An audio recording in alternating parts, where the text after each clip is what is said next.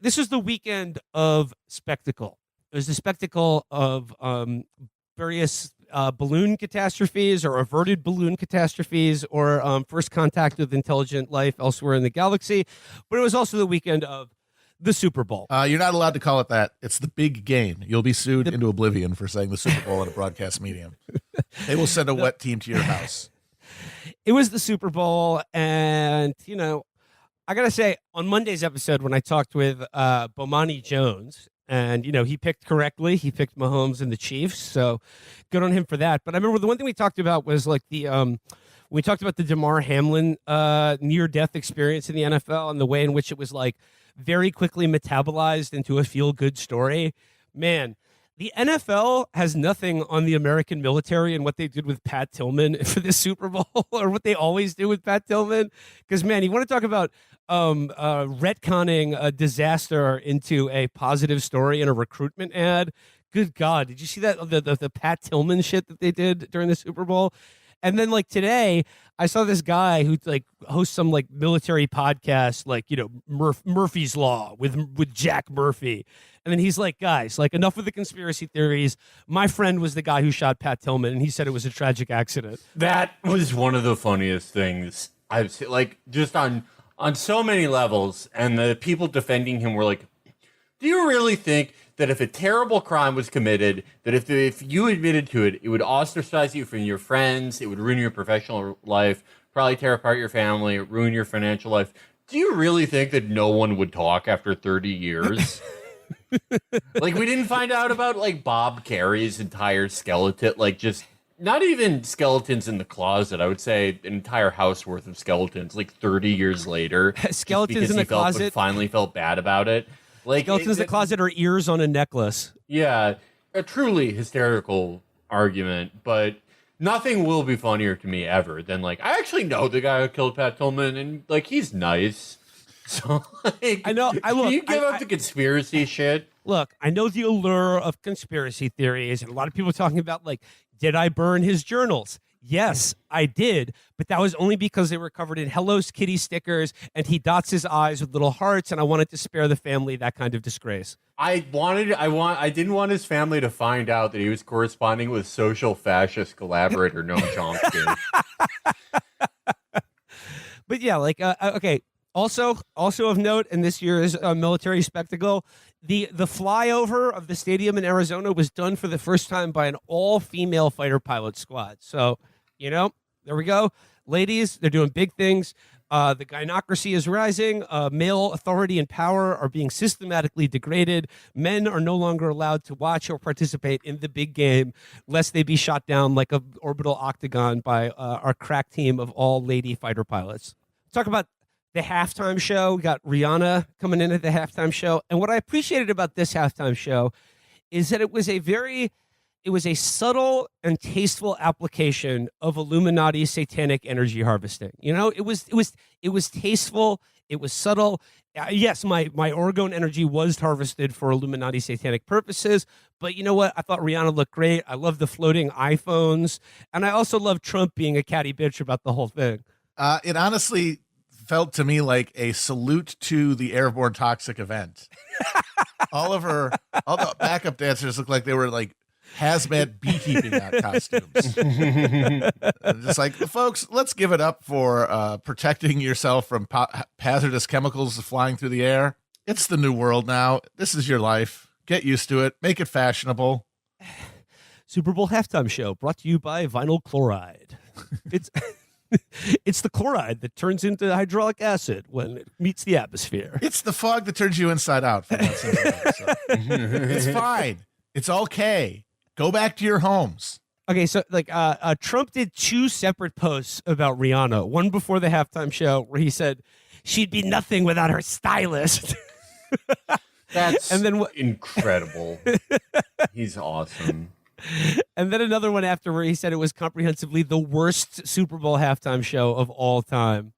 Say what you want about Rihanna. She should go back to makeup. She's no Beyonce. I mean, it's 7 years since she had a concert.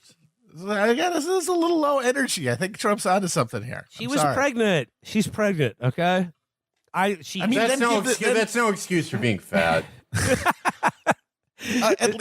I don't really think that. add more Satanism then. All she had was like the red jumpsuit. Okay. You're getting out Sataned by Sam Smith? Embarrassing. She ate, she slayed, she gagged. That is that on that, sis. But okay, let me ask you this. Did Trump write this Truth Social? Because I know he wrote the one where he said she'd be nothing without her stylist. But like, this one struck me as like maybe a Trump staffer. So he writes, epic fail. Rihanna gave, without question, the single worst halftime show in Super Bowl history. This after insulting far more than half our nation, which is already in serious decline with her foul and insulting language. Also, so much for her stylist. That doesn't have the Trump cadence. To me. Epic fail. Certainly. Epic fail. That triggers some alarms for me. Yeah. He's online all the time, but once you get to a certain age, like those sort of that sort of language and vocabulary, it just doesn't stick. It just goes right through you like gamma radiation. I can't imagine him ever having absorbed epic fail as a term. Yeah, that's like a 49-year-old RNC staffer. Okay, so Trump debuted his new Ron DeSantis put down where he's calling him Meatball Ron, which is it's pretty good, but I'm gonna need to hear him say it a few more times in public. But someone pointed this out that like Trump, he needs to like it's like Rocky IV when Rocky like trains in the Russian wilderness and he's like carrying logs up a mountain and stuff like that. Trump needs to get back into training and insulting celebrities because that's how he sharpens his put downs of politicians. Is he's got to be doing catty put downs to Rihanna for being like for being bad, or he's got to be doing like put downs of divas. He's got to be like teeing off on celebrities. Is how he's getting his fastball back as we approach the 2024 election. I thought Meatball Ron was good though. It's pretty good. It's better than Ron DeSanctimonious. That's pretty clear. Yeah, Ron DeSanctimonious was fucking shit. That was like the swamp rubbing off on him. That's something that a Bush 2 holdover said to him. Mm-hmm. Meatball Ron. I mean, you look at Ron DeSantis and he's not like particularly fat, but you're just like, oh, he's a meatball. His head is like his head is very sitting yeah. on his shoulders. Back to the Super Bowl though. It was a good game, but hey, you don't want to hear about that shit. You want to hear about the ads. I don't know about you, but that's why I watched the game. And look, it is interesting because like if we are to understand the Super Bowl ads of a year as sort of a cultural barometer, I thought this year was a fairly interesting one. Not just for the conspicuous lack of crypto and Bitcoin based ads entirely. And in fact, I was sort of chuffed to find out that all of the ads were for products that like I understand. They were all nice and normal. Here's a beer you can drink. Here's a new kind of chip. Here's an insurance for your car or a drug for motion sickness. But it was like, there were no ads where I watch it and I'm just like, what the fuck am I supposed to buy here? What do you want from me? There was that one ad in the very beginning. It was like the first or second commercial break. That was just a QR code for one of those games that get advertised to you on like Instagram and Twitter where you're like, find the gold in this pit. But like, you have to like not get crushed by rocks as you remove Find this gold. Try not to come in 10 seconds. Yeah.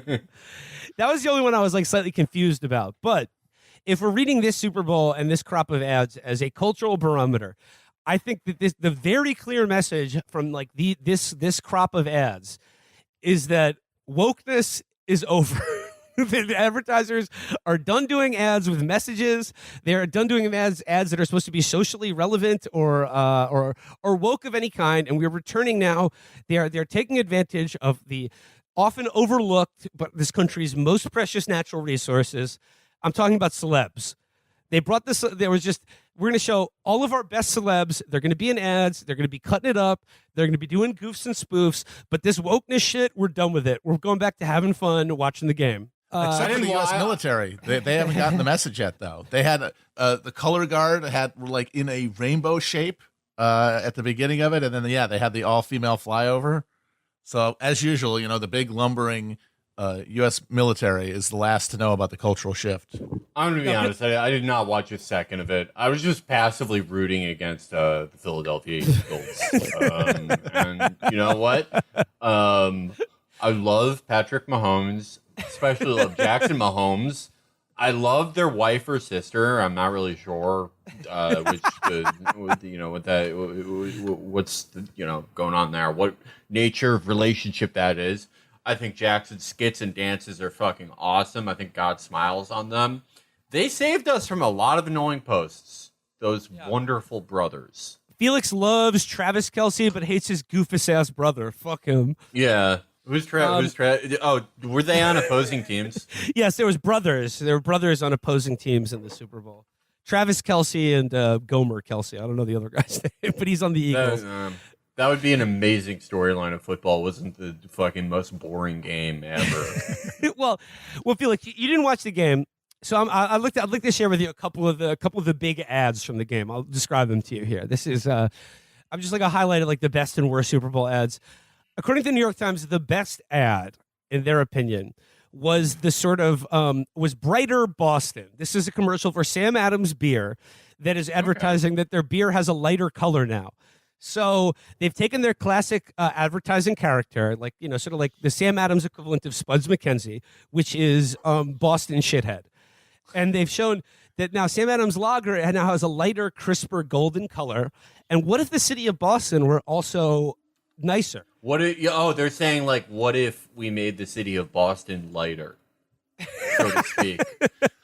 Buddy, we've been trying. What if we finally Germanized Boston?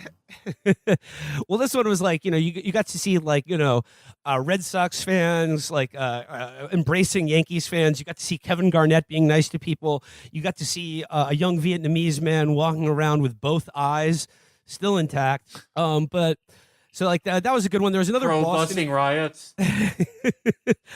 There's another Boston-based commercial. It was the first one after kickoff that I thought was the Ben Affleck Duncan commercial, where Ben Affleck was just working the drive-through at a Boston area Dunkin' Donuts, and you know he's chopping it up with the customers. They're like, "Oh wow, that's Ben Affleck," and then J-Lo rolls in at the end, and she's like, "So this is where you tell me you go when you say you're working?" And he's like, "Oh, sorry, gotta go, honey." So that was nice. Some good celebs. Got some good celeb action there. I thought that was funny. Wait a minute. You're telling me that the adorable viral moment from a month ago where Ben Affleck was at the drive-in at the Dunkin' Donuts is for a commercial? He wasn't just doing that for the love of the D? The double D, What yeah. the fuck do I believe in anymore? Fuck this. I guess the other very hyped ad was the Breaking Bad pop chip popcorners ad, which is like instead of making meth, they're making an addictive snacking treat, which is like sort of popcorn chips. But you know, the highlight of this ad for me was the surprise guest appearance of Tuco Salamanca, who instead of crushing meth with his Bowie knife is crunching up some nice cheddar popcorners, and he's going tight. But I did like to see one of the most frightening TV characters of all time return in a pleasant commercial, not entreating you to become addicted to crystal meth, but instead to become addicted to delicious popcorn chips. All right. Well, I think that's something we can all agree with, that like the way Breaking Bad should have ended is they all should have been friends. Wasn't there a Sopranos reunion of the kids last year? Like it was an electric car ad. Oh right, yeah. And AJ, they're like nodding at each other at the pump or the electricity pump, whatever the fuck it is. The cord. So that means we got to have what other prestige golden age shows are going to become commercials? We're going to have Mad Men. I mean, Mad Men, John Hamm obviously. basically just does ads now, so he's going to be able to do one just as Don Draper. I got to have, I'd like to see a Deadwood ad. That'd be fun. It's a Deadwood ad for a new app that's called Cocksucker. And it's like, it's an alternative to Grindr, but only for sucking cock. Only for people who are interested in lips, not hips. There was, Bradley Cooper's mom. Bradley Cooper and his mom were doing some delightful banter with each other in a T-Mobile ad. Were there any bad ones? Were there any real stinkers that I'm trying to remember here? It's all over. The glory days of Super Bowl ads are over. The only thing that stands out to me is that they have huge ads for gambling, and I still have not gotten used to that, because that, until a relatively short time ago, would have been genuinely unthinkable. And now they have a team in Las Vegas and a official NFL bookie. It's pretty wild. Oh, I suppose, like, in terms of like mildly controversial ads, there were two ads for Jesus on this Super Bowl, and now I've seen these ads for a while now, watching the NFL, and they're these very like slickly produced ads. They're like always done in black and white, and they have this like, I don't know, this gloss of like a seemingly progressive message, because they're like, oh, like Jesus's parents were refugees, he loves everyone, and like he's sort of like us, and they show like, sort of like kids on dirt bikes in the streets doing graffiti, and they're like, oh, like he's sending out a message of love, not hate.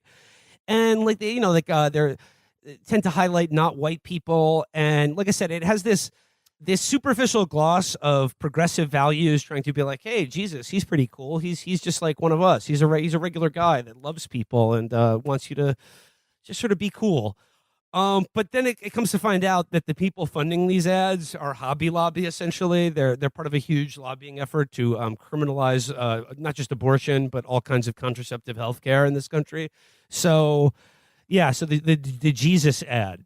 Did you catch that, Matt? I mean, I remember the first of these ads came out a while ago, a couple months ago. The one where it's like Jesus was a refugee thing, and I was like, "What is this?" So I went and I did the clicked through to find out where the money was coming from, and the website for I mean, I think it's been like gone through a few iterations at this point, but at one point it was some sort of org, and in their about page it said, some Missouri businessman had a tax issue, and he came to his friend who was a minister and said, what can I do to deal with this? And so he created this thing. They're just out front saying that they needed to fucking write off.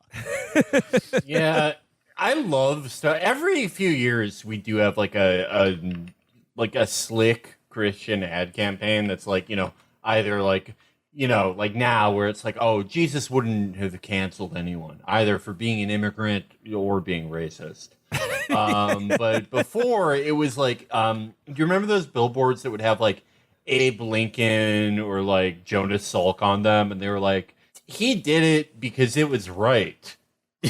From like 10 years ago or so.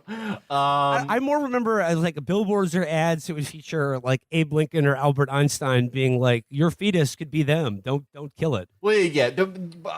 Same vein basically, but like, I'd say like every 8 or 9 years or so, there's a guy who made like, $900 million inventing like a new type of unsafe bouncy castle somewhere in, like Macon County, Georgia, like some regional near billionaire or a billionaire who like nonetheless like sort of like feels bad about himself and his life. And instead of like taking the awesome Aubrey McClendon route of just driving into a brick wall, he's like, oh, okay, I know what I'll do. I'm going to save everyone's souls. I'm going to pay the best ad guy to advertise our Lord and Savior, Jesus Christ. And every year they convert approximately 1.5 people. It's actually, this latest ad was a negative conversions. People are watching ads for Muhammad after seeing this shit. They're like, yeah. Muslims up again. I mean, it just like, we've talked about it before, but like the basic gist of Christianity, like American Christianity versus Islam, it's like, who seems like they're having a better time? Well, I mean, because I'm not seeing ads for fucking Islam. I'm not seeing ads like submit. It's the cool new thing. Yeah, it advertises itself. Pillars. Yeah. I guess just like the one last Super Bowl ad that I remembered because I felt like especially catered to as an elder millennial is a DoorDash ad featuring Raekwon. And I was just wondering how many people watching this ad are aware of who Raekwon is and that he's known as the chef, because they kept referring to him as chef in the commercial. And I was just wondering, who's this ad for? And then I realized, oh, it's me. Congratulations. You are the demo now. Yep. I did not get that one. So now thank you for explaining it to me.